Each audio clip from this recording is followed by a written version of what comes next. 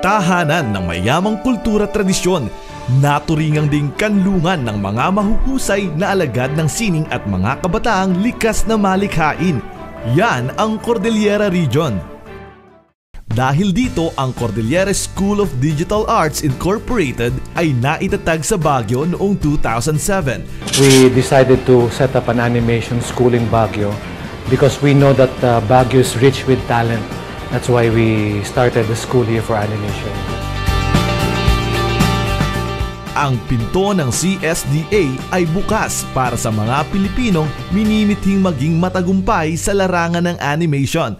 Yung biggest motivation is, yun nga, gusto kong I have the interest in the career, tapos kailangan talaga yung passion.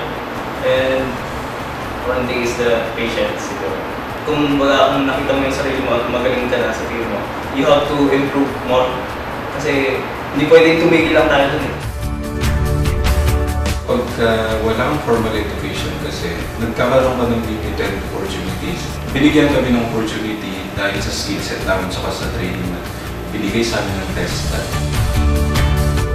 Ang NC2 and NC3 animation for TESDA, yung nakuha dito sa CSDA, nilevel up niya ang ating skills sa arts. But when I entered CSDA, iba pa lang animation.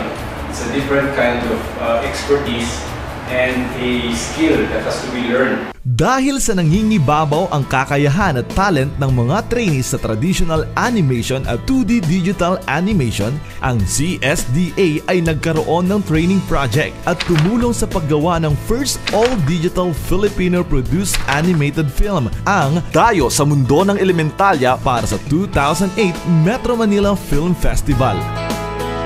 Naging finalist din ang entry ng CSDA na ay Apo Lakay, isang Cordilleran-inspired short animated film sa Animahinasyon 2010.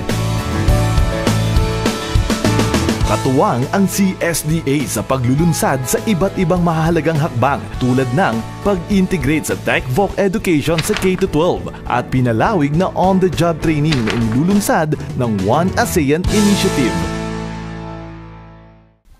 Malayo na ang narating ng teknolohiya sa aspeto ng sining.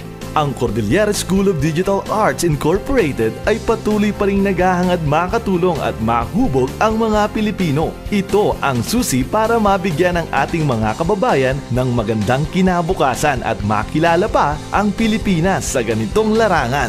Ito ang CSDA. Sa TESDA sumaya ang buhay namin. Buhay nyo'y sasaya rin sa TESDA.